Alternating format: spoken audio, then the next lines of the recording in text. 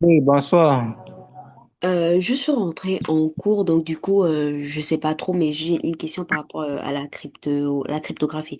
Donc, j'aimerais savoir si on a toujours une cryptographie, si je me trompe pas, asymétrique ou on peut avoir une cryptographie symétrique. Oui, il y a généralement deux familles de cryptographie. La cryptographie asymétrique et la cryptographie symétrique. Maintenant, la différence entre les deux, c'est quoi? C'est que dans la cryptographie symétrique, c'est la plus simple, la plus simple à implémenter. Ici, bon, vous savez déjà comment fonctionne la cryptographie ou bien le chiffrement. Allons-y sur la base du chiffrement. D'accord? Oui, le chiffrement, c'est un processus, je crois que je l'avais expliqué. C'est un processus qui consiste à utiliser des procédés mathématiques pour modifier, on va dire quoi, L'information. transformer un message, un Mhm. message bien lisible en un message incompréhensible, ou un message compréhensible en un message incompréhensible. Ça veut Oui. dire que j'ai par exemple mon message comme bonjour, j'applique sur ça des procédés mathématiques, ça se transforme en du n'importe quoi. Au lieu d'avoir bonjour, je peux me retrouver avec un truc Z, A, Q, R, T, quoi, du n'importe quoi. Un truc qui n'a aucun sens. C'est un peu ça, c'est que fait le chiffrement et la cryptographie de manière générale. C'est bon? Mhm. Maintenant, pour pouvoir donc effectuer cette transformation, on utilise ce qu'on appelle une fonction cryptographique. C'est cette fonction-là qui est chargée de transformer ça en du n'importe quoi. Maintenant, cette fonction elle-même utilise ce qu'on appelle une clé de chiffrement. C'est cette clé de chiffrement-là qui montre comment le processus de transformation s'est passé. On est d'accord? Par Oui. exemple, le premier chiffrement qui a été effectué, on l'appelle généralement le chiffrement de César, ou la cryptographie, bon, chiffrement de César. Lui, qu'est-ce qu'il a fait? Il a pris les 26 lettres de l'alphabet, bon, disons français dans notre cas. Il a dit, bon, si elle forme un message, qu'est-ce qu'il a fait? Bien chaque lettre, il les transforme en un nombre. Par exemple, A devient 0, B devient 1. Bon, bref, suivant leur position quoi, dans l'alphabet. Donc, on a dit, bon, il a commencé à 0, donc A correspond à 0, B correspond à 1, C 2, D 3, ainsi de suite jusqu'à Z qui correspond à 25. On est d'accord, n'est-ce pas? On est toujours ensemble? Oui, monsieur. Oui. Maintenant, qu'est-ce qu'il lui a fait? Il a dit donc, pour transformer son mot, s'il veut par exemple chiffrer Baba, par exemple, dit n'importe quoi, il dit que bon, il transforme d'abord ces lettres-là, les lettres de chaque lettre du mot en chiffres. Par exemple, on dit que B correspond à 1. A, c'est 0. Et B encore, c'est 1. Et puis A encore, c'est 0, n'est-ce pas? Donc, ça va donner un truc comme 1, 0, 1, 0. On est d'accord? Maintenant, il dit que à chaque fois, à chaque mot, ou bien chaque nombre qui apparaît là-dedans, il ajoute 3. Donc, 1 plus 3, ça fait 4. 0 plus 3, ça fait 3. 1 plus 3, ça fait 4. Bref, on a ce décalage-là. Du coup, vous voyez que maintenant, au lieu de B, le B se transforme en. On a dit 4. 4, c'est quoi? 4 va correspondre à quoi? À E, n'est-ce pas? Mhm. Voilà, allons-y. Je vais me mettre ça en bas là. Là, ça sera plus. Ok, voilà ça. On sait que A, A c'est 0. Oh, qu'est-ce qui arrive au truc? Ok. A, c'est 0, n'est-ce pas? Maintenant, B, c'est 1. C, c'est 3. Euh, D, non, pourquoi je suis sauté? D, c'est 3. Mm. Maintenant, Trois C, ou deux? c'est 2. Voilà. Maintenant, E,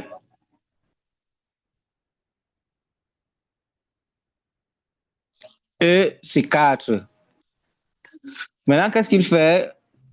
Je veux par exemple prendre un mot qui se trouve là. On veut par exemple chiffrer le mot B, A, on va dire D, E. On est d'accord, n'est-ce pas? Maintenant, déjà, on est d'accord que ça correspond à quoi?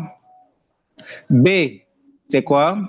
B correspond à Un, 1. 0, 3 A, et 0, 4. 3 et 3, puis 4. 4. Donc, voilà dans notre mot converti en nombre. Maintenant, à chaque mot, il décide d'ajouter 3. Qu'est-ce qu'on va obtenir? On va obtenir 4, n'est-ce pas? 3, 3, 6, 7. 3, ça va 6 et puis 7. On est d'accord? Maintenant, Oui. ça va correspondre à quel mot? 4 c'est quoi ici? 4, c'est E. 2, 3, D. D. Et donc le 6 c'est 2 fois 6. D alors. Non, non, non. Mais, Les autres, on n'a pas mis. Les autres, si on continue dans l'alphabet, on aura quoi? Si ça ok. correspond à quoi? 5 A, c'est B, F, D. G, G, Ça va donner G. G, A, oui. B, C, D, E, F, G et G, H. I. G, H. Et puis, ok, ça c'est H. vraiment simple. Donc, voilà dans notre mot qu'on a obtenu. C'est E, D, G, H. Vous voyez que ça n'a rien à voir avec le mot de départ, n'est-ce pas? Oui. Oui, c'est ça donc le mot qu'on dit chiffré. Ça, c'est le chiffré qu'on a obtenu.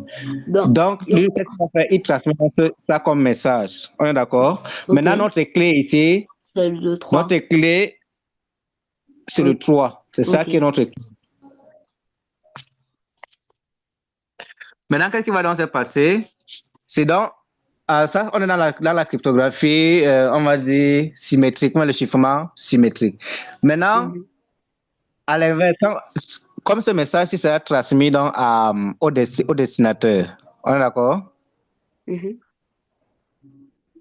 Oui. Oui. À son tour, comment il va faire donc pour retrouver le mot de départ? Il va reconvertir ça en nombre comme ceci. Et maintenant, au lieu d'ajouter 3, il va retirer 3, 3, 3, 3 à chaque À fois. chaque fois. Maintenant, quand il va retirer, il va donc retrouver le mot de départ. On est d'accord, non? Oui. Voilà. Donc, au lieu d'ajouter plus 3, il va plutôt faire Le 3. moins 3 à chaque chiffre qui est là, ou à chaque nombre qui est là. C'est bon? Mhm. Mais quand Voilà, en il utilisant va, la clé. excusez-moi de vous couper, Allez-y. mais quand il va recevoir le message sera maintenant EDGH. Comment il va Oui. faire pour revenir d'abord non seulement au chiffre de 4 3 6 après après maintenant retirer pour avoir celui de 1034 là. Non, il va aussi faire les correspondances. Il voit E. Ah, ah, ok. On sait que E correspond à quoi? À 3. Il va aussi mettre Ah, ok. 3. Maintenant, il voit D. D correspond à quoi? Non, eux Non, ici E, c'est correspond à combien? 4 hein. Eux, c'est 4. E, c'est 4, voilà. OK. E, c'est 4. Il met 4.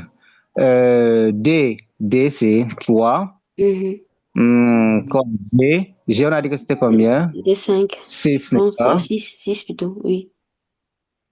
Oui, 6. 6 Et et puis H, 7. c'est 7. 7. Voilà, Oui. maintenant, à chaque mot, il va donc retirer 3. Et- 4 moins 3, ça fait combien? 1. Maintenant, ok. 3 moins 3. Et Ok. puis, 6 moins 3, ça fait 3. Maintenant, 7 moins 3, ça Et fait, 4. ça fait notre 4. Voilà, Ok. maintenant, il va dans le mot qui correspond à 4. 1, Ok. c'est B. A. Maintenant, 3, D. Et puis 4, E. On a le mot de départ. C'est bon maintenant? Oui, c'est bon. Voilà. C'est donc ça le processus de chiffrement. Maintenant, pourquoi on a donc appelé chiffrement symétrique? Parce qu'on a utilisé en même La temps même clé. la clé pour chiffrer et 3 Et pour pour déchiffrer. Vu que déchiffrer. le processus pour Ok. c'est ça qui est appelé déchiffrement. C'est bon Ok. maintenant? Oui. Mais donc, du coup, la cryptographie, c'est juste une technique Ok. de chiffrement. Il n'y Maintenant, a dans pas le une processus différence de entre les deux. chiffrement, pardon? Je, je disais que donc la cryptographie, c'est une technique de chiffrement. Il n'y a pas une différence entre la cryptographie et le chiffrement, c'est ça? Bon, c'est la même chose en fait. Le chiffrement, c'est une petite partie comme ça de la cryptographie. D'accord. Bonsoir, Monsieur Bamo. Oui, je vous écoute. Je voudrais demander aussi, est-ce que on désigne ça souvent par le thème encodage? Le processus d'encodage, c'est autre chose. C'est pas vraiment du chiffrement. Ok. Oui, dans l'encodage, on cherche plutôt à gérer euh, le format. On veut uniformiser le format des données afin de pouvoir les traiter.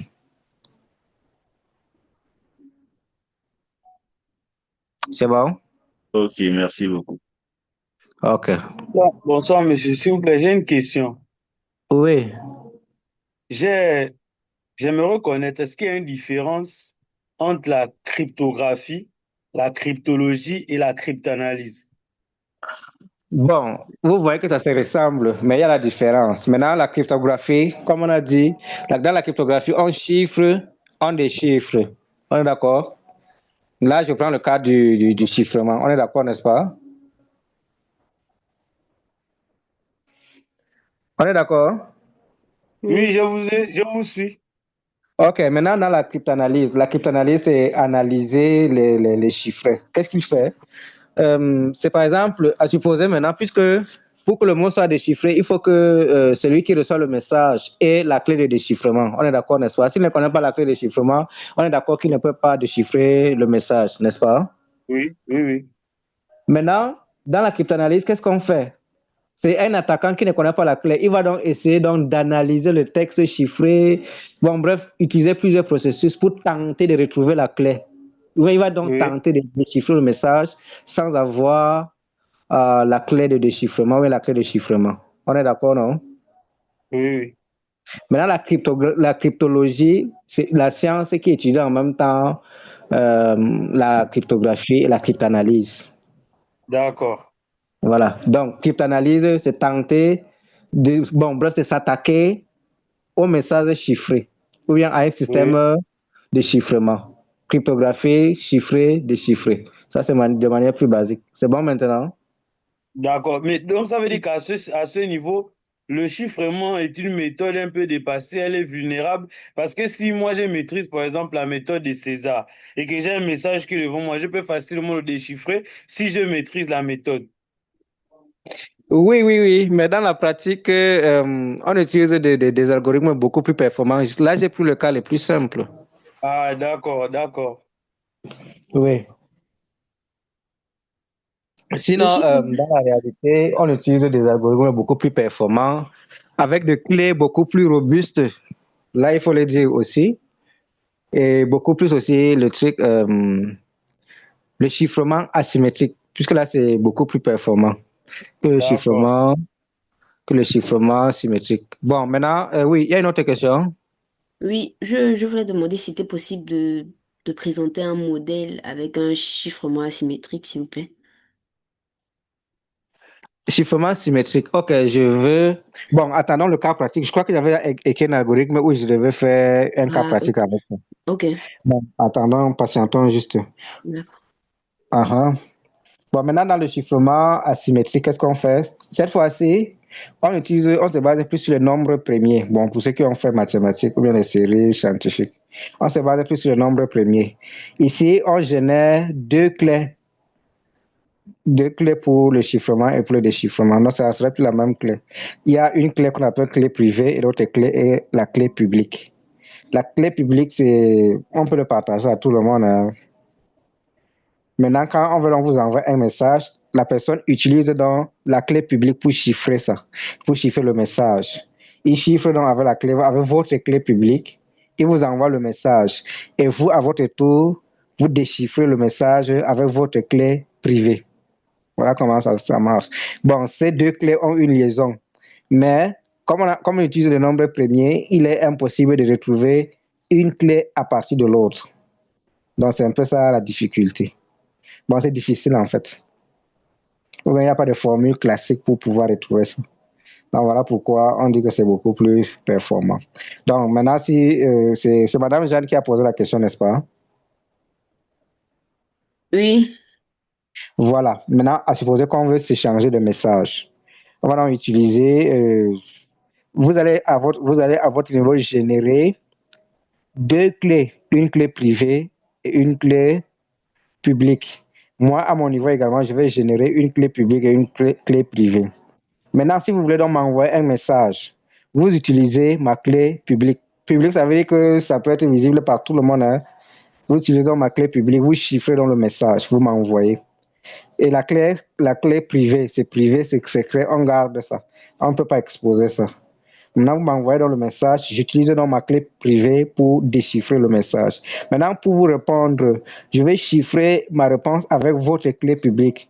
Je vous l'envoie, vous allez déchiffrer le message avec votre clé privée aussi. Voilà un peu comment ça marche. Ça fait un peu mal à la tête. Bon, c'est aussi compliqué que ça, que le mal de tête aussi, que ça donne. C'est bon, c'est bon. On a un peu compris comment ça marche. Oui. C'est bon, merci. Ok, on peut avancer dans le cours.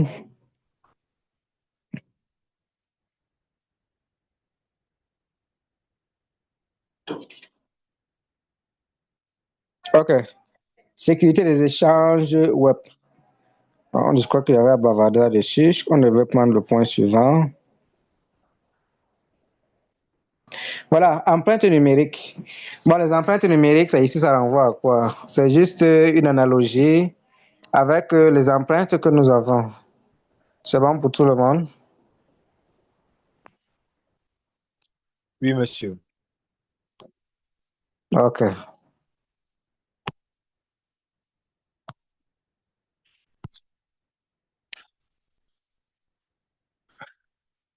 Ok, définition. L'empreinte numérique représente l'ensemble des traces laissées par un utilisateur en ligne, volontairement ou non.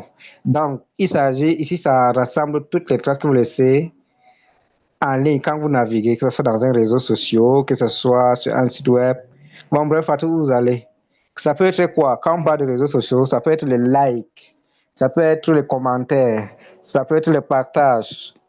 Tous ces éléments-là, c'est ça qui constitue vos empreintes sur les réseaux sociaux. Maintenant, sur les sites, quand vous naviguez sur les sites, n'est-ce pas, quand vous regardez dans votre historique, ça vous renvoie ou bien ça vous montre tous les sites sur lesquels vous avez traîné. Là, nous sommes d'accord, n'est-ce pas? C'est dans l'ensemble de tous ces données-là qu'on appelle empreintes numériques d'un utilisateur. Maintenant, quels sont les types d'empreintes qui existent? Les empreintes, on a les empreintes actives. Ici, on a les publications sur les réseaux sociaux, les formulaires que vous remplissez en ligne, les commentaires, le like, les partages que vous faites sur les réseaux sociaux. Maintenant, les empreintes de type passif. Ici, il s'agit des adresses IP quand nous surfons, les données de navigation. Les données du navigateur, ici, ça peut être les cookies, l'historique de navigation, mais les données de navigation, les autres données de navigation, les métadonnées autres que vous laissez quand vous naviguez sur le site. Maintenant, quel est le risque de laisser dans ces empreintes? On a profilage comportemental. Là, c'est généralement sur les réseaux sociaux. Je vais dire, prenons le cas de réseaux sociaux. Quand vous naviguez, les pages que vous consultez, les likes que vous faites, les messages, les posts que vous commentez, les partages que vous faites, à partir de là, on peut donc établir un profil qui vous convient à partir de vos comportements. Et par exemple, c'est ce que Facebook utilise pour vous proposer des contenus. Il se rend compte, par exemple, que vous aimez trop visionner. Bon, par exemple, prenons le cas des Reels. Non, des Reels. Bon, c'est comme ça qu'ils appellent ça, des Reels. Quand on vous propose des vidéos, on est d'accord que si ça vous intéresse, vous allez vous arrêter, suivez cette vidéo. Maintenant, dès que ça finit, vous passez à la suivante. Si ça ne vous intéresse pas, vous zappez. Vous le faites un certain nombre de fois. Là, l'algorithme se charge et vous propose les contenus que vous avez passé le temps, ou bien le type de contenu que vous avez passé le temps à visionner. Par exemple, s'ils remarquent que vous êtes plus intéressé par la mode, alors les vidéos suivantes qu'ils vont vous proposer, ce sont les vidéos qui sont plus, qui parlent plus de la mode. Si vous vous intéressez plus à la politique, par exemple, d'un pays, alors toutes les vidéos qu'ils vont vous proposer sont les vidéos qui concernent la politique dans ce pays-là. On est d'accord, n'est-ce pas? Voilà pourquoi on dit qu'à partir de vos empreintes numériques, on peut établir un profil comportemental.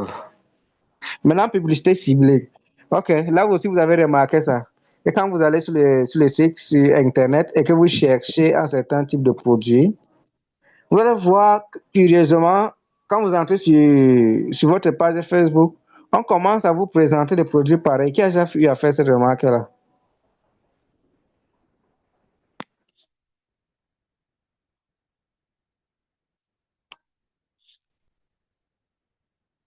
Personne n'a fait la remarque? Oh, j'ai déjà fait cette remarque-là, monsieur. Pardon? Si, monsieur. J'ai déjà fait cette remarque-là. Voilà, par exemple, vous partez chercher les informations sur disons, les ordinateurs d'une certaine marque. Et puis, subitement, vous finissez votre recherche, là, vous revenez peut-être quelques minutes plus tard, vous entrez dans Facebook, on commence déjà à vous proposer des publicités là, sur la marque là. Si c'est un téléphone techno, vous allez voir que toutes les publicités qu'on va vous orienter sera un peu tout ce qui concerne le téléphone techno. Donc, c'est à partir donc, de vos empreintes laissées sur le net qu'on parvient donc à vous proposer ces contenus-là, ou à vous proposer ces publicités. Maintenant, vol d'identité. Donc, à partir donc, de vos empreintes, on peut vous voler vos données personnelles ou bien vos données d'identité numérique. Maintenant, la surveillance non consentie sont également à partir de cela, on peut vous surveiller. Maintenant, confidentialité et cookies. Oui, on a des questions. J'ai une question, monsieur, si c'est possible, revenir sur la diapo 6, monsieur. Oui, allez-y. Ok, monsieur, au niveau de l'empreinte passive, précisément sur l'adresse IP, je voudrais Oui, savoir à quoi sert, on va dire comment, la navigation privée. la navigation privée. Oui, monsieur. Bon, quand vous parlez de trucs, vous parlez d'adresse IP et vous parlez de navigation privée.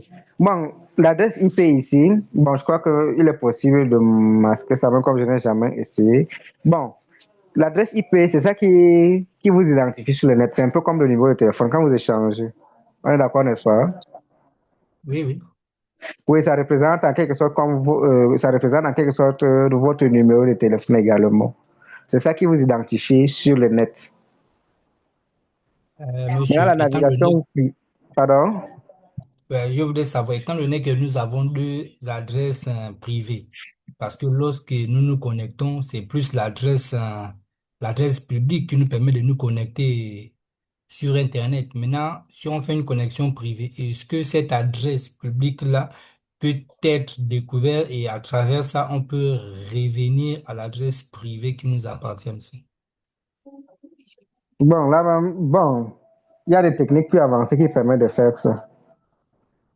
Donc, ce que vous appelez adresse publique, c'est ça qui vous permet, par exemple, d'accéder à Internet. Maintenant, il y a votre adresse, bon, on le dit privée. Je dirais plutôt une adresse locale. Bon, pas vraiment locale, mais l'adresse que Oui, vous oui, fournit votre effectivement. fournisseur d'accès à Internet, n'est-ce pas? Oui, oui, c'est ça.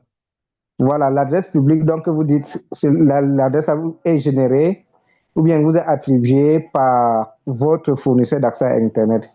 Également, Internet, à oui. l'intérieur, il vous attribue également dans leur réseau une adresse locale. Quand il dit Local. locale, Oui, oui. oui, c'est une adresse propre à ce réseau-là qu'ils l'ont. Maintenant, on peut donc vous tracer depuis Internet jusqu'à vous retrouver votre adresse locale à l'intérieur. C'est possible. Mais étant donné que là, nous faisons un cours dans la cybersécurité, comment maintenant faire en sorte que on n'arrive pas à arriver jusqu'à nous malgré que nous sommes sur Internet, monsieur? Bon, on peut par exemple utiliser le truc. Vous avez entendu parler de VPN? Oui, oui, j'ai entendu parler des VPN. Voilà, vous pouvez par exemple utiliser un VPN. Là, ça va vous fournir l'adresse par exemple d'un autre pays. Ce qui fait qu'on va vous tracer, on va vous localiser plutôt dans un autre pays, disons par exemple en Allemagne, ou bien quelque part là dans un pays non comme on dit souvent, quelque part en Bangladesh. Vous voyez un peu, ça redirige la personne là-bas. Ça, c'est aussi une manière de se protéger. On utilise généralement pour contourner certaines barrières ou certaines restrictions. C'est bon? C'est bon. Et si vous me permettez encore une autre question, Je vous je écoute. voudrais un peu venir au niveau du VPN et le protocole SSH qui permet une connexion à distance. Mais est-ce qu'on peut dire que le SSH fonctionne pareillement que le VPN, monsieur? Non, pas vraiment. Il est bien vrai que les deux sont sécurisés, mais le VPN, c'est, on va dire quoi? Dans le VPN, on peut carrément créer, on va dire, tout un réseau à l'intérieur. Alors que, alors que SSH permet simplement de se connecter à une machine à distance. C'est bon? Ok, ok, c'est bon, merci, monsieur. Voilà. Par exemple, si vous voulez accéder à une machine distante qui est hébergée sur le web, par exemple, à un terminal distant, vous utilisez SSH. Maintenant, si c'est que vous voulez travailler en privé, établir une connexion, ou bien prendre carrément un réseau, mettre en place un réseau privé, que vous ne voulez pas que tout Internet sache son existence, vous pouvez donc utiliser un VPN. Bon, si je peux dire, bref, le VPN peut prendre en compte en charge plusieurs ordinateurs en même temps dans un même réseau, alors que SSH, c'est pour se connecter à une machine distante. C'est bon? Oui, oui. Ah. Voilà. Monsieur, j'ai une question aussi. Pardon, une autre question? Oui, le fait de laisser l'accès au microphone de son portable, est-ce que ça constitue une sorte d'emprunt aussi sur les réseaux?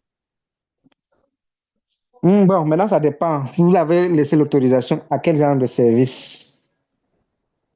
Ça dépend du service. Je crois que j'avais expliqué ça là, dans l'un des récents, toujours sur la. Je crois que j'avais parlé de ça, n'est-ce pas? Que maintenant, dans les autorisations, il ne faut pas accorder l'autorisation à n'importe quelle fonctionnalité. J'avais pris quel exemple même? Par exemple, un jeu vidéo n'a pas besoin d'avoir accès à votre caméra ou bien à votre microphone en fonctionnant. On est d'accord, n'est-ce pas? Ok, donc ma question était surtout pour savoir si ça ne constitue pas une sorte d'emprunt. Non, ça ne constitue pas ça ne constitue pas l'empreinte, mais ça peut servir à vous écouter. D'accord, merci. Voilà. Donc, à partir de là, on peut récolter des données sur vous, sur votre voix, tout ça. Je crois que c'est en lisant un jeune article sur l'apprentissage fédéré que j'ai compris à quel point c'est trop dangereux.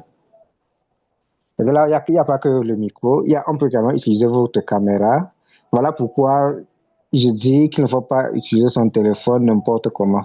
Surtout quand on va dans les toilettes et autres, c'est pas trop sécurisé. Un jour, sans le vouloir, vous pouvez retrouver vos nudes sur Internet. On va me dire quoi? Bon, je ne dis pas que c'est fréquent, mais on peut pirater votre téléphone, accéder à votre caméra et vous capturer. Donc, ne soyez pas surpris qu'un jour vous retrouvez des photos, bon, disons, vos nudes sur À ce Internet comme point, ça. Oui, à non, ce je crois point, pas que c'est tant que vous possible. ne l'ayez jamais pris.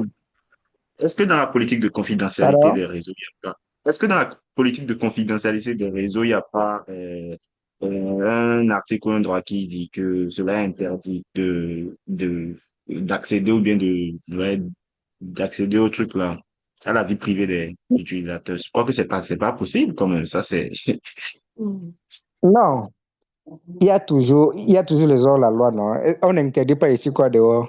Mais est-ce pour autant que les prisons ne sont pas remplies? Il y a toujours ceux qui vont. Imaginez donc qu'on a donc placé une porte dérobée sur votre machine sans que vous ne sachiez.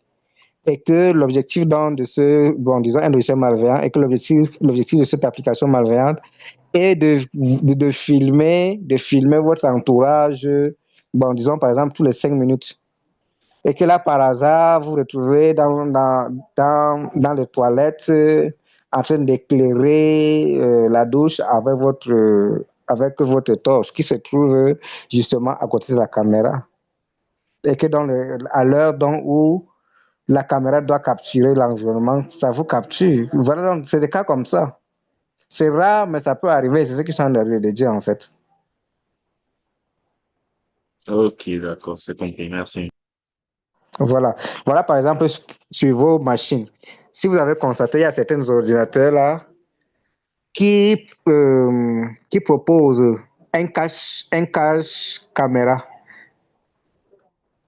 n'est-ce pas? Hein? Oui, oui. Voilà. Donc, c'est pour lutter donc contre ces pratiques-là. Bon, il y a, par exemple, pourquoi il dit que c'est dangereux? J'ai un jour vu dans une série, bon, même comme c'était une série, mais ça reflète quand même la réalité, où il y a deux hackers qui se discutaient, je vais dire quoi? Il y a un qui voulait démasquer l'autre. Celui qui voulait démasquer travaillait avec la police et cherchait à tout prix à démasquer l'autre hacker qui avait commis des délits. Mais le hacker là était très, on va dire quoi, très compétent, avec les outils très sophistiqués qu'on ne pouvait pas le prendre en utilisant les méthodes, qu'on va dire, légales. Maintenant, qu'est-ce qu'il a fait? Puisque le hacker là avait demandé à ce que, bon, voilà, de manière simple, le hacker, on va dire X, celui-là, celui qui est malveillant, le hacker malveillant, qu'est-ce qu'il a fait? Il a bloqué les accès de téléphone jusqu'à ce que tu payes, un peu comme les rançongiciels, n'est-ce pas? Il a placé ça dans un appareil, dans un téléphone particulier, de telle sorte que tant que tu ne payes pas, ton téléphone ne se débloque pas. Maintenant, le hacker qui travaille à la police, qui a voulu donc démasquer le hacker X, qu'est-ce qu'il a fait? Il a donc pris le téléphone. Maintenant, il a essayé donc de payer. Maintenant, en payant, lui aussi à son tour, il a injecté un logiciel malveillant dans la machine de l'autre hacker pour le pirater à son tour.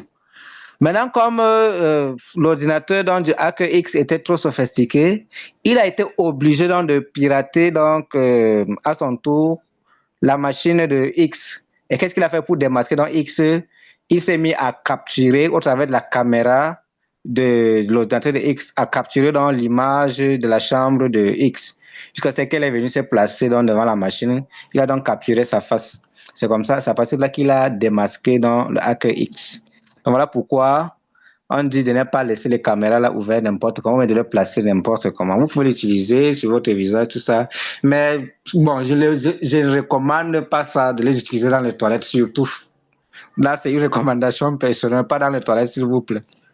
Ne les utilisez pas là-bas. Je sais qu'il y a beaucoup de gens qui aiment se faire prendre en photo dans les toilettes, mais je ne les recommande pas. Vous pouvez vous capturer un jour comme ça, jusqu'à balancer sur Internet sans le connaître. C'est bon pour tout le monde, on avance. Il y a Chad qui doit nous faire une présentation. C'est bon, on peut avancer? Je sais que je bavarde déjà trop. Oui, c'est bon, monsieur. Oui, oui, on peut Ok, avancer. merci Oui, beaucoup. monsieur. Bon, confidentialité et cookies. Bon, on est déjà à la fin aussi. Cookies, on dit son rôle et fonctionnement. Un cookie, c'est un fichier texte stocké par le navigateur à la demande du site. Ok, les cookies ici, comment ils fonctionnent? C'est juste un fichier là qui prend des informations sur la navigation que vous avez effectuée. C'est généralement sur YouTube qu'on retrouve ça. Avec la nouvelle version de YouTube, qui a remarqué que quand vous commencez à regarder une vidéo, même si vous quittez l'application, vous revenez des jours plus tard. Dès que vous lancez encore la vidéo, ça revient exactement là où la vidéo s'est arrêtée. Qui a fait cette remarque? Moi, monsieur, mais ça m'a fait Voilà. ça. C'est donc grâce aux cookies que YouTube parvient donc à vous ramener là où vous avez laissé. Donc, en regardant la vidéo, les cookies permettent de faire quoi? De prendre toutes les informations, toute la navigation que vous avez effectuée, par exemple sur YouTube, sur la vidéo que vous avez regardée, et puis Là où vous êtes arrêté, il enregistre également, il prend des informations sur ça. Ce qui fait que dès que vous revenez dans l'application, il charge les données et puis vous replace là où vous êtes arrêté net. C'est pas seulement sur YouTube que ça se fait, mais j'ai pris le cas de YouTube parce que c'est le site le plus fréquent. Il y a aussi d'autres sites où, on va dire quoi, voilà, la connexion automatique. Il y a où souvent, on vous demande de faire le truc là, de cocher une case là, c'est souvenir de moi. On vous propose ça souvent, non?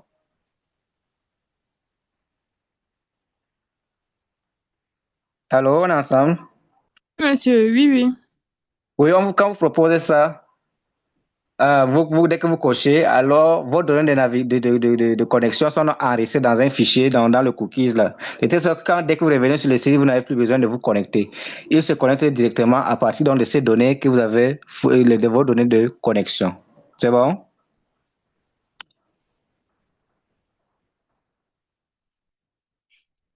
C'est bon pour tout le monde? Maintenant, le type de cookies que nous avons. Maintenant, les cookies essentiels. Nous avons par exemple les cookies d'authentification. Oui, c'est ça que je viens d'expliquer. Maintenant, le panier d'achat.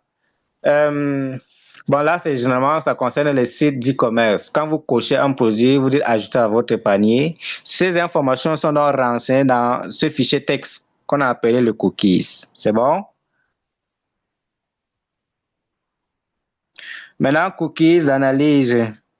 Mais analytique. Ici, ça mesure l'audience statistique de navigation. Là, ça fournit toutes les informations sur une navigation que vous avez effectuée, que ce soit dans un site, le temps que vous avez mis, les boutons sur lesquels vous avez cliqué, bref, les actions que vous avez à effectuer. Maintenant, les cookies publicitaires. Ici, c'est ciblage, marketing, suivi, intersite. Bon, ici, c'est généralement quand vous naviguez dans un site, on vous demande d'accepter les cookies. Souvent, on dit oui ou non. Mais il y a d'autres qui obligent. Tant que vous n'acceptez pas, allez, on vous éjecte du site. Vous avez rencontré ces cas?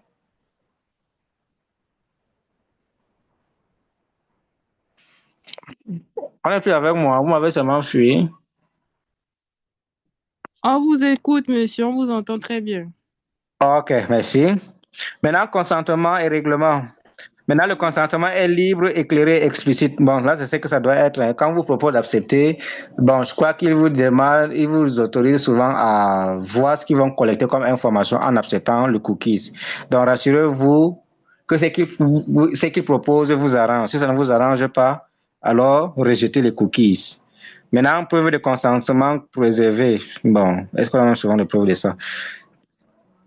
Pardon, politique de confidentialité. Maintenant, une politique fiable doit préciser les données collectées, la finalité. Donc, on dit qu'une politique de confidentialité, quand on vous présente cela, cette politique doit être fiable, n'est-ce pas? Et la fiabilité de cette politique concerne quoi? Les données collectées. Il doit vous dire quelles sont les données qu'il collecte dans ce site. La finalité, pourquoi il collecte ces informations? La durée de conservation. Ils vont conserver ces données collectées pendant combien de temps? Maintenant, on partage avec des tiers. Est-ce qu'ils vont partager ces informations avec d'autres sites, avec des entreprises? Maintenant, droit de l'utilisateur, accès, rectification, suppression. Maintenant, est-ce que vous avez la possibilité, par exemple, de modifier ça, d'accéder à ces données collectées, de les rectifier ou bien de les supprimer? Donc, la politique de confidentialité doit vous fournir pour ces informations-là. C'est bon? C'est bon pour tout le monde? Oui, oui, oui, monsieur. OK, si c'est bon, on va donc passer au cas pratique. On a notre premier site là que je veux ouvrir. Bon, je vais copier maintenant le navigateur.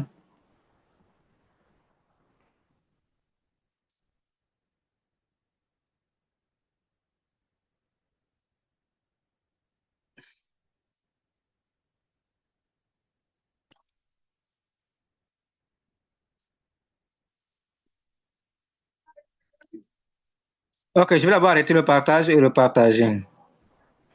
Écran de navigation, c'est où?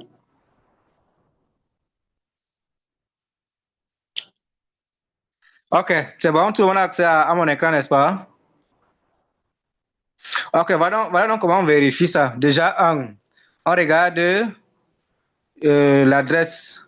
Nous voyons ici que nous avons HTTPS. Ça nous dit déjà que le site est sécurisé, n'est-ce pas? Je vais essayer un peu d'agrandir si c'est possible pour le zoom.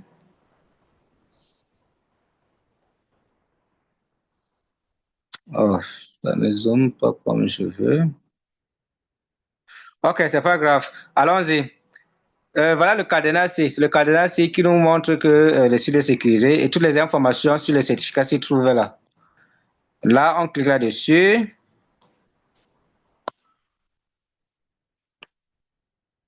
Ok, ces informations-ci, ou bien les boutons qui sont là nous fournissent les informations sur la sécurité. La connexion est sécurisée, oui, il nous le précise. On peut cliquer là-dessus, avoir les informations. Voilà, je peux lire. Ce site possède un certificat valide émis par une autorité de confiance. Oui, cela signifie que les informations, par exemple, le mot de passe ou les cartes de crédit, sont envoyées de manière sécurisée à ce site et ne peuvent pas être interceptées. Assurez-vous que vous êtes sur le site prévu avant d'entrer les informations. Oui, ils nous fournissent quand même, ils nous disent quand même de se méfier. Voilà dans le certificat là, ici. Voilà. Visionnaire de certificat, exemple.com. Donc, voilà le certificat qui a été délivré. Émis par non commun, CN, exemple.com. L'organisation ne fait pas partie du certificat, que ça n'a pas été mentionné. Unité d'organisation, ça n'a pas été mentionné. Maintenant, ça a été émis par... Ah, le pour, ici c'est pour. Maintenant, voilà dans l'autorité qui a émis ça. Non commun, CN.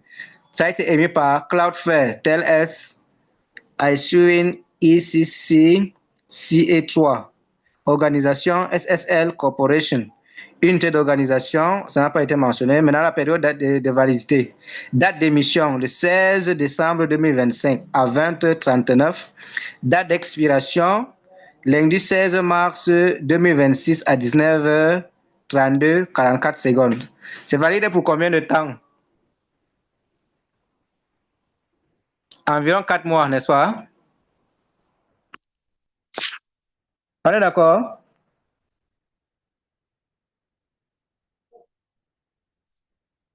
Oui, oui. Ok, merci. Maintenant, empreinte digitale. Donc, voilà l'empreinte qui a été fournie. Et voilà la clé publique qui est là en bas également. Donc, voilà toutes les informations à vérifier sur notre certificat. Maintenant, là, ça sont les informations dans les détails. C'est bon? Oui, oui. Ok, maintenant, on a les critères techniques à vérifier. HTTP actif ou non, certificat valide ou bien expiré, autorité de certification, redirection HTTP vers HTTPS. Ok. Là, tous ces éléments sont présents, n'est-ce pas, dans notre certificat, n'est-ce pas? On considère donc que notre certificat est valide. Maintenant, on va prendre le deuxième site.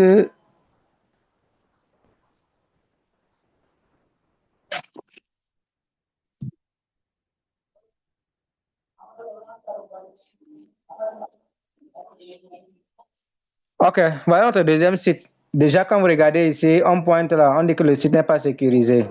Déjà, il n'utilisait pas HTTPS. On est d'accord? Et on nous signale là que la connexion n'est pas sécurisée. Et on nous dit, on nous informe d'entrer aucune information confidentielle sur ce site. Par exemple, le mot de passe et tout ça. Autorisation de ces certificats cookies. Bon, on peut vérifier tout cela ici. C'est bon? Donc, nous voyons par exemple que le site-ci, il n'est pas recommandé d'échanger des informations avec ce site en particulier. Pourquoi? Parce qu'il n'est pas, où les données échangées ne sont pas sécurisées. C'est bon pour tout le monde?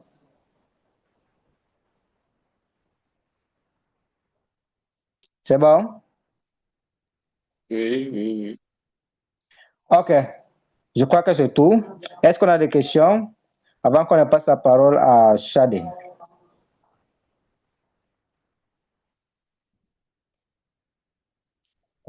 Moi, j'aimerais savoir si c'est facile de d'usurper un certificat ou pas. Usurper un certificat, bon, on va pas dire facile ou pas. Quand vous allez usurper, quand vous parlez d'usurper, qu'est-ce que vous voulez dire exactement? Ça veut dire que vous modifiez le truc, le certificat de quelqu'un, ou bien c'est comment? Bon, si la personne prend par exemple le certificat d'une personne et essaye de faire passer son site, si c'est possible d'interchanger, c'est-à-dire utiliser le certificat d'un site réel et mettre ça sur un faux site, ou c'est Bon, pas possible. le certificat vous prouve simplement que, les données échangées sont sécurisées.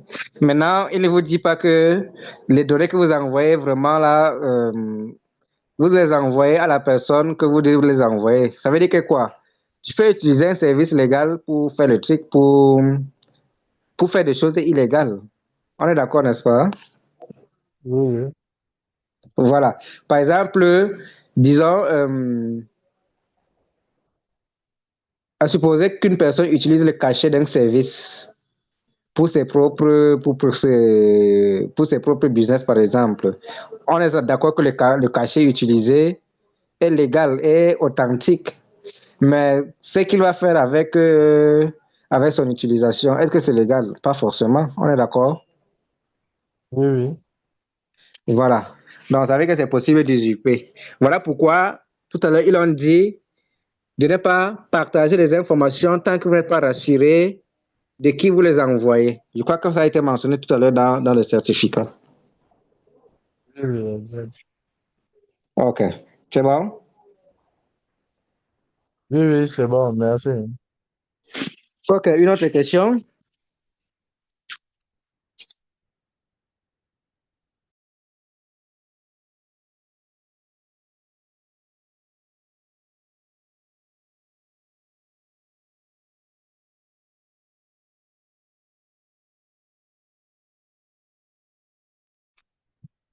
Est-ce qu'il y a une autre question? La personne qui a une question, lève sa, je vais dire, ouvre son micro-écran.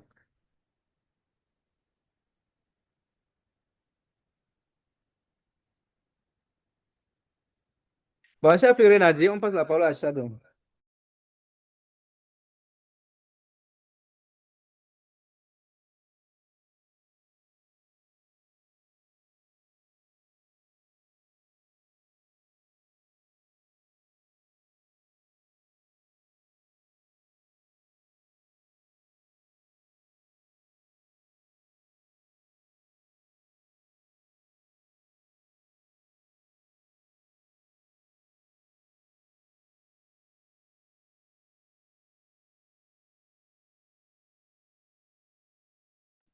Allô, est-ce qu'on me reçoit? Shadé, vous êtes là?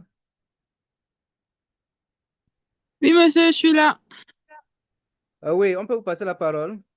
Oui, oui, monsieur, il n'y a pas de problème. Oui, je partage. Je partage, mais vous avez la possibilité de le faire vous-même. Euh, je vais regarder.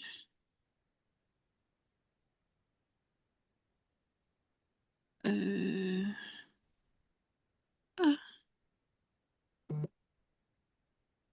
bon, je sais pas ce que vous voyez.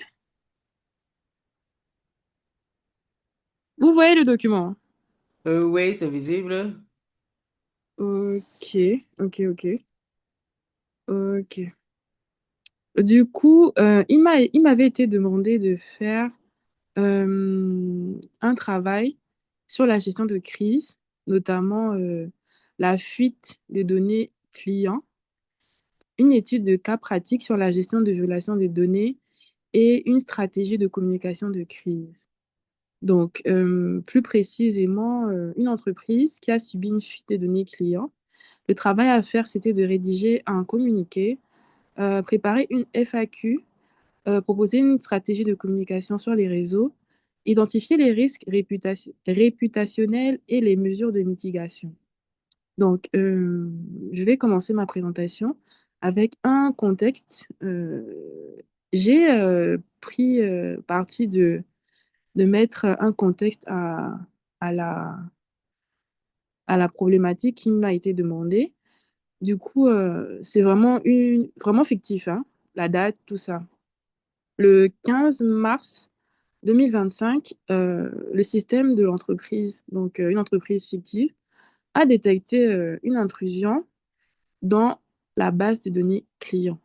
L'attaque a été sophistiquée et ciblée et elle a exploité une vulnérabilité, donc une faille dans l'infrastructure cloud. Euh, Environ 10 000 clients ont été, les données, leurs données ont été compromises, donc divulguées, leur adresse mail, leur numéro de téléphone et leur historique d'achat ainsi que leurs données bancaires partielles, notamment les 4 derniers chiffres. Malheureusement, ou heureusement pour eux, aucun mot de passe en clair n'a été divulgué, donc de manière complète, grâce au chiffrement de bout en bout. Alors, je poursuis. Quel est l'impact sur l'entreprise et différentes parties prenantes? Dans le cas, 10 000 clients, c'est beaucoup, et ils ont été exposés à des risques de phishing et d'usurpation d'identité, vu que leurs données ont fuité, donc là, tout est possible pour eux, malheureusement. De manière interne, donc là, il y a une grosse mobilisation des services IT, juridiques, communication et relations clients. Au niveau des partenaires, bah, il y a une inquiétude sur la fiabilité du système de l'entreprise et un gros impact sur les collaborations en cours. Donc, c'est tout naturel, hein, les parties prenantes, donc clients, équipe interne, partenaires commerciaux et actionnaires sont très inquiets et il y aura un gros impact sur tout l'écosystème de l'entreprise. Euh, Pareil pour les actionnaires, il y a des risques d'évaluation boursière si l'entreprise a été cotée, par exemple, et la perte de leur confiance, en fait. Euh, donc, je n'ai pas rédigé le communiqué en entier, mais j'ai procédé comme suit. Donc, il est naturel, donc il est conseillé de faire un communiqué afin d'établir la transparence et les responsabilités. Donc, ce communiqué sera régi selon différents principes directeurs, notamment la transparence totale. Il ne faudra pas minimiser les faits et assumer la responsabilité de ce qui s'est passé. En termes d'actions concrètes, donc, il faudra énumérer les actions, les mesures prises immédiatement et surtout quel est le support aux victimes. Donc, qu'est-ce qu'on fait pour assurer l'assistance à ces victimes-là, donc les 10 000 clients environ. Mais j'ai fait un extrait, donc ce qu'on pourrait retrouver dans ce communiqué. Donc, nous allons informer premièrement les clients que le 15 mars 2025, il y a eu une grosse fuite de leurs données et nous assumons l'entière responsabilité de cet incident. Et nous prenons vraiment les mesures immédiates. Chaque client concerné doit être contacté dans les 48 heures avec des conseils de sécurité et une assistance gratuite. Le présent communiqué doit être publié dans les 48 à 72 heures suivant la découverte, voire moins si possible. La FAQ interne, donc la foire aux questions pour équiper les équipes. Euh, Bien sûr, le personnel n'est pas habilité à répondre aux questions et les clients doivent disposer de réponses claires et cohérentes pour gérer l'afflux de questions.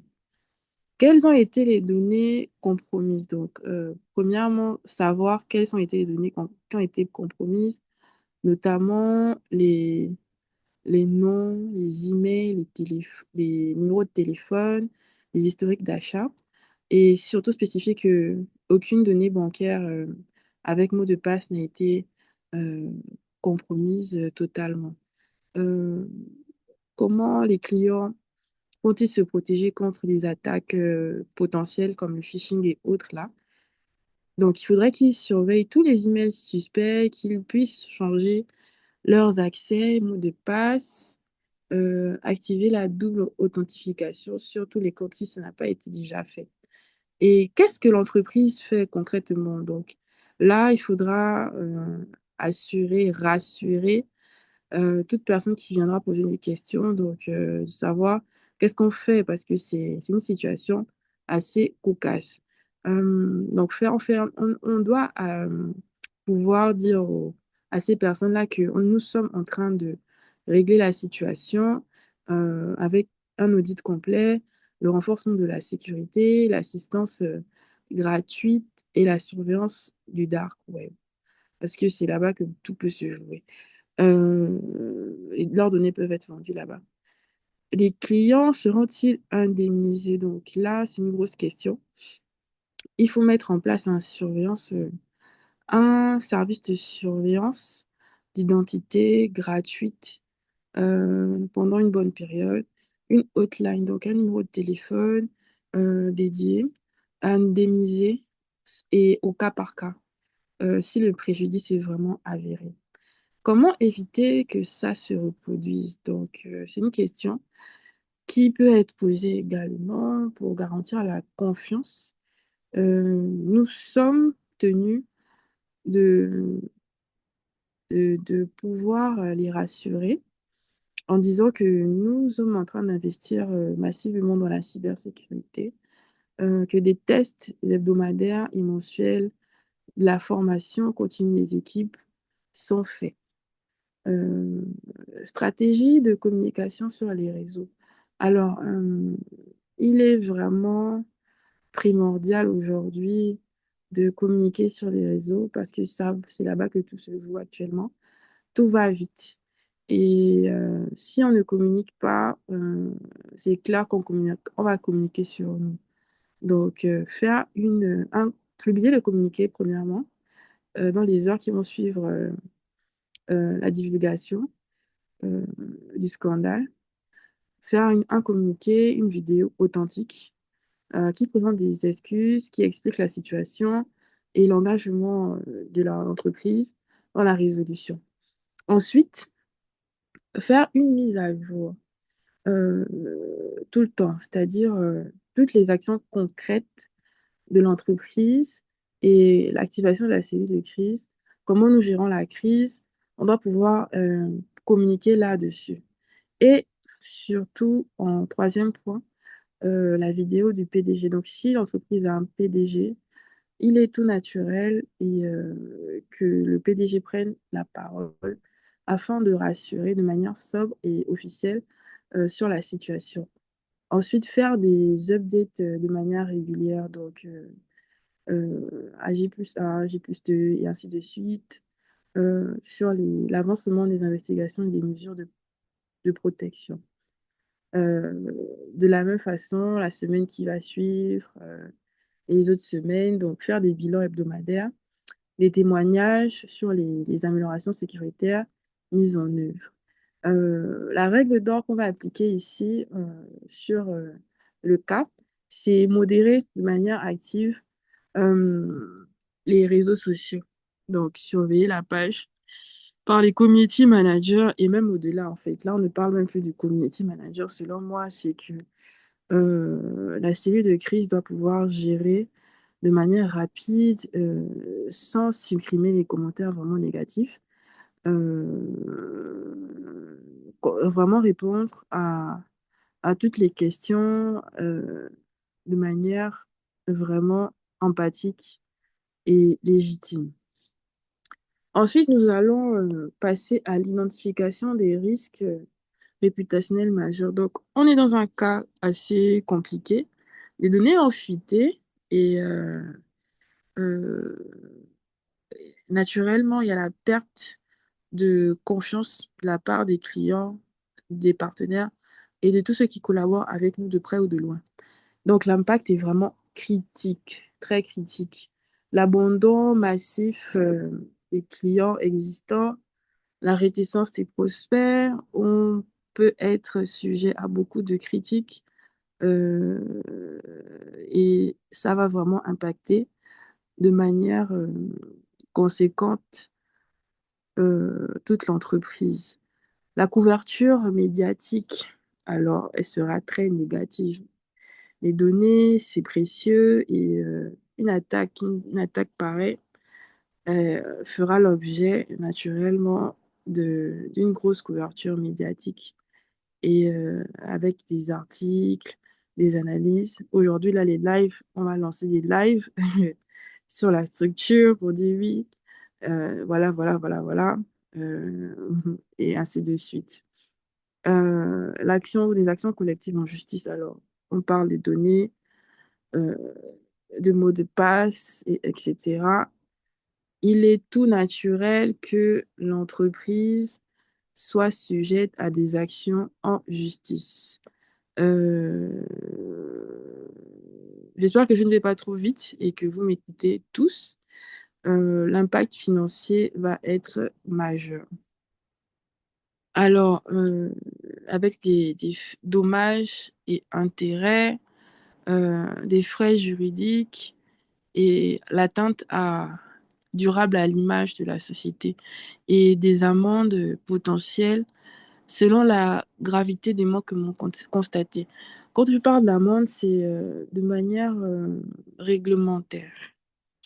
Alors, on parle de plan de mitigation. C'était la première fois que je voyais ce mot et tout naturellement, j'ai fait des recherches.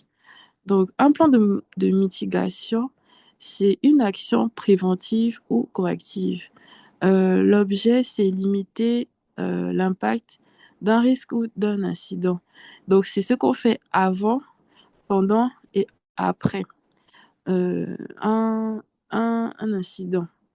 L'exemple simple, par exemple, la fuite des données des clients, une solution peut être le mot de, mettre en place des mots de passe forts, comme on a vu, et l'identification à deux facteurs et restreindre les accès, vraiment de manière tout simple.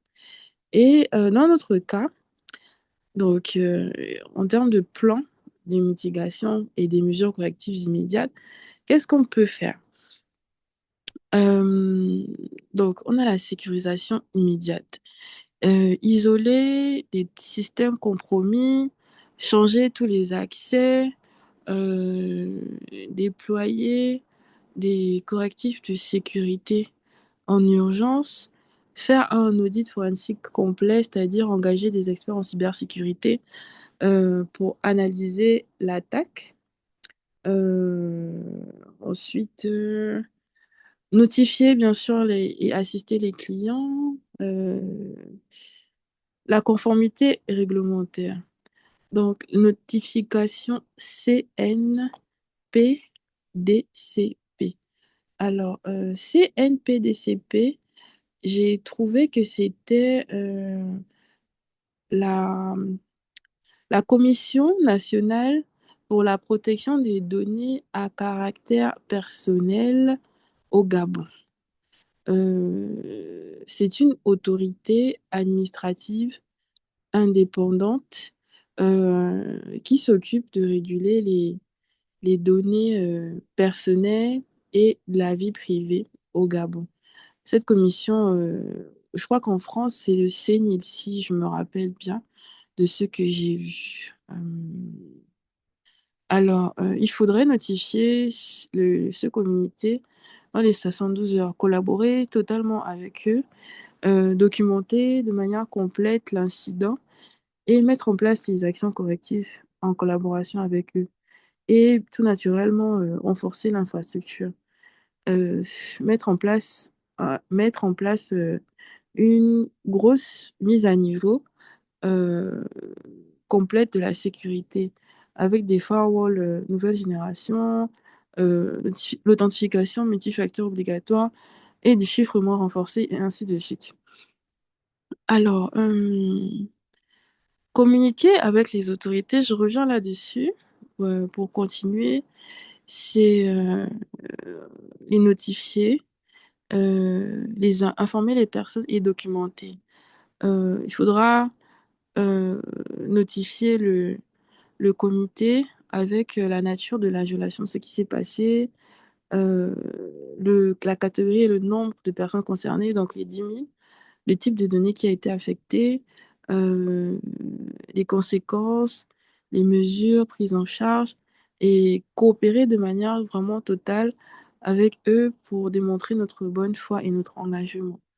Ce qui s'est passé peut être grave et il faut prendre vraiment ses responsabilités. Alors, pour finir, je suis au dernier slide. Quelles sont les leçons, euh, quelles sont les leçons apprises par rapport à ce cas-là et comment renforcer la cybersécurité? Alors, dans le cas de notre entreprise, cette crise révèle des failles critiques, mais offre l'opportunité, donc il faut toujours relativiser, offre l'opportunité de transformer notre approche de la sécurité des données, avec notamment la formation continue, euh, des tests de pénétration, la mise à jour technologique et la gouvernance renforcée. Pour entrer dans plus de détails, par exemple, la formation continue, c'est mettre en place un programme de sensibilisation obligatoire, vraiment obligatoire, pour tous les employés. Faire, par exemple, des simulations d'attaques de phishing et des certificats de sécurité pour les équipes IT. Aujourd'hui, nous sommes en train de suivre, par exemple, une formation gratuite et je remercie vraiment euh, Monsieur Pascal et toute l'équipe qui œuvre pour ça. Et par exemple, suivre des certifications afin de mieux comprendre les enjeux actuels en termes de cybersécurité. Euh, Mettre en place des tests de pénétration, donc des audits de sécurité trimestriels par des experts externes, faire des tests d'intrusion. On avait vu avec Monsieur Bamou qu'il y avait des hackers éthiques. Donc, euh, mettre en place, par exemple, des tests réguliers avec ces personnes-là, afin d'identifier les différentes vulnérabilités et faire des mises à jour technologiques. Ça va tellement vite aujourd'hui, donc il faut être à jour et gouverner de manière renforcée. Euh, Selon le type d'entreprise, donc la taille, il faudrait vraiment que un comité de cybersécurité soit mis en place au niveau exécutif. Un budget doit être alloué, un plan de réponse aux incidents, documenter par exemple les cas rencontrés déjà ou potentiels, car le risque zéro n'existe pas. Et pour finir, donc la phrase de fin, c'est que la sécurité des données de nos clients, n'est pas négociable. Cet incident nous a rappelé que la vigilance doit vraiment être permanente et que la confiance se gagne chaque jour. Je suis arrivée au terme de ma présentation et je tiens à vous remercier pour l'écoute. C'était Mademoiselle Ngwanji Yusra Chadi. Merci. Merci encore, merci beaucoup pour la brillante présentation. Vraiment encore dire une présentation percutante. Bon, moi, j'applaudis. Bon, merci. Merci, monsieur. Le travail a été très complet. Bon, on dirait une experte dans le domaine. Qui est Oui, d'accord monsieur, avec c'est moi? mon but. C'est mon but, monsieur, ça, c'est mon but. Ok, ok, ok, ok. C'est une bonne chose. Bon, c'est très bien. Ça veut dire que on peut vous inviter en entreprise. Je veux dire quoi? On peut vous faire consulter pour gérer Oui, de telles oui. crises, les crises cyber.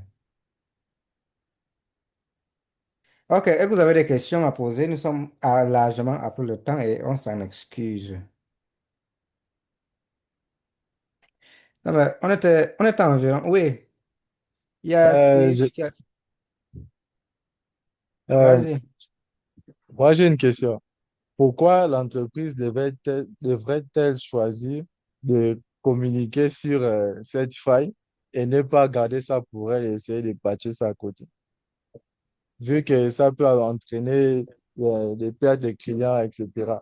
Pourquoi l'entreprise doit choisir de communiquer avec une transparence totale et pas faire le contraire?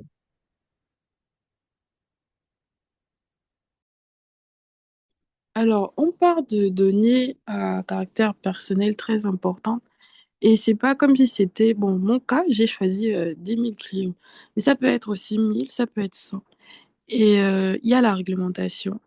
Il y a ce que nous impose la loi, par exemple. Il y a l'éthique. Il y a la logique naturelle des choses. Euh, Tes données, je me permets de te tutoyer, donc, ou bien vos données, pour faire simple, vos données ont été compromises.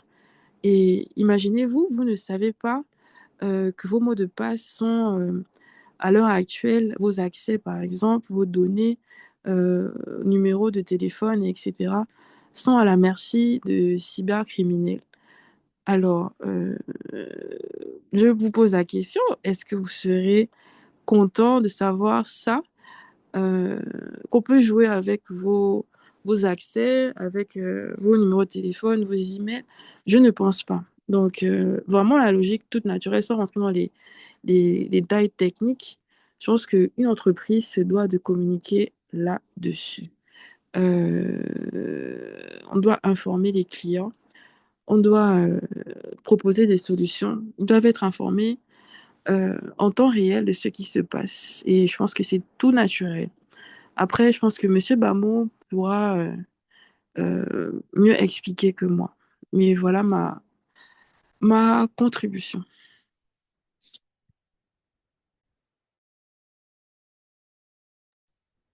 Ok, merci beaucoup. Bon, elle a presque tout dit déjà. Je ne vais pas ajouter grand-chose.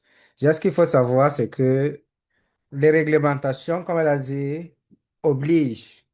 Si vous avez fait face à une attaque, alors vous êtes appelé à en parler pour une question de transparence et c'est également pour garder la confiance de vos clients.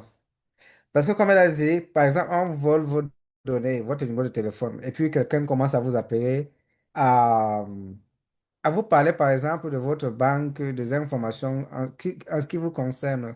Bref, ce que je vais dire, c'est que quoi, si vous n'en parlez pas autour de vous, alors vous exposez vos clients à des attaques par phishing ou par social engineering. On est d'accord là-dessus, n'est-ce pas? Puisqu'on va donc utiliser ces données-là pour s'attaquer à eux. On est d'accord? Donc voilà par exemple l'une des principales raisons pour laquelle on doit faire de la transparence sur ce sujet-là. Quand on fait face à une attaque, c'est pour gagner la confiance et c'est pour également protéger nos clients. C'est bon? Les protéger contre les attaques telles que le social engineering et puis le phishing. Non, là, je peux m'arrêter là. C'est suffisant pour justifier le fait qu'on doit faire preuve de transparence en ce qui concerne la gestion de telles crises.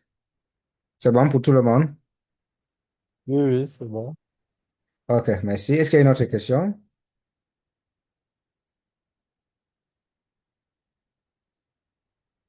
Bon, s'il n'y a plus, je crois qu'on va se séparer, hein. Il y a d'autres qui doivent rejoindre le bruit. Je sens qu'on n'est pas. On était combien au début? Pourquoi on se trouve seulement à 11 personnes? Le cours n'est plus intéressant. Bon, monsieur, je pense que c'est parce que c'est samedi, hein. Moi-même, je ne pouvais pas être là ce soir, mais bon, j'aime bien ce cours, du coup, je suis là. Mais Ouais, je sinon, m'excuse. Oui, je crois que vous avez signalé votre absence hier. Oui, je m'excuse. C'est comment? C'est pour rentrer dans le bruit. ah non, monsieur. Ok, c'est pas grave. Ok, merci encore. Bon, c'est comme si. Mais qu'est-ce que vous faites rire, monsieur Dar c'est Daryl qui rit, non? Ah, c'est Noël, c'est Steve qui rit. Qu'est-ce qui vous fait rire? Bon, de toute façon, je vous ai suffisamment retenu. Pour ceux qui doivent aller dans le bruit, vous avez tout le temps. Bon, mais ne durez pas trop dehors quand même. Ça, c'est d'un. Autre chose. Bon, d'autres personnes nous feront encore les présentations, ce qui fait que ça vous permet à vous-même d'apprendre au travers des présentations.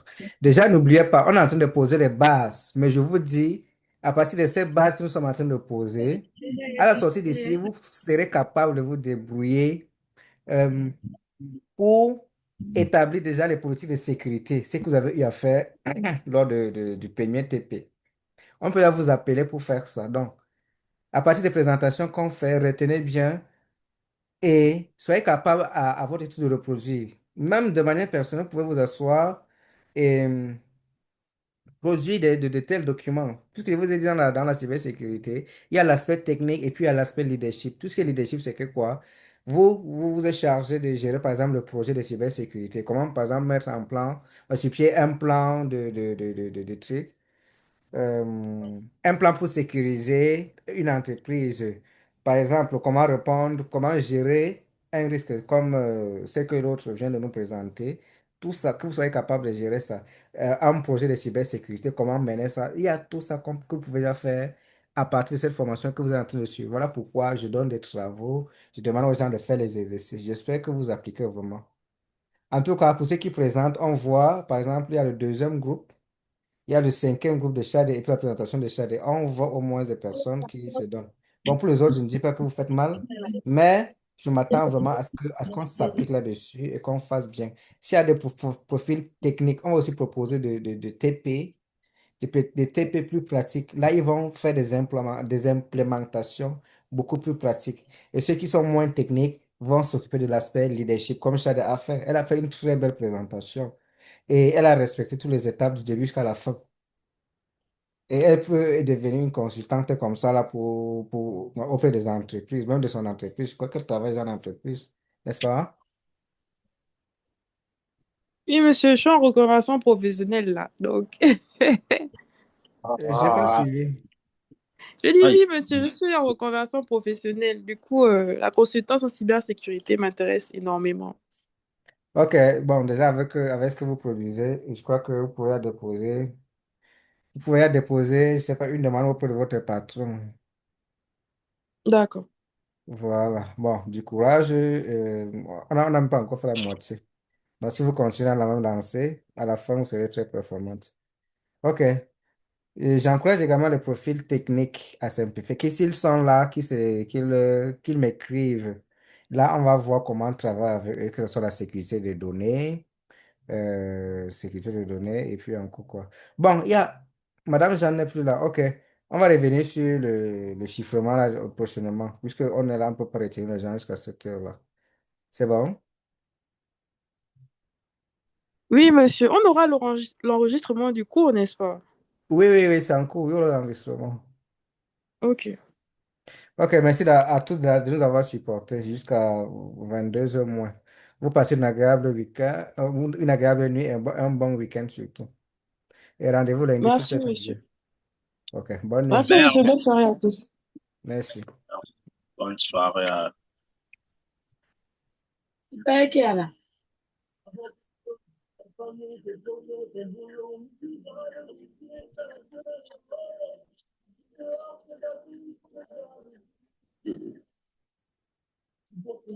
A disparu.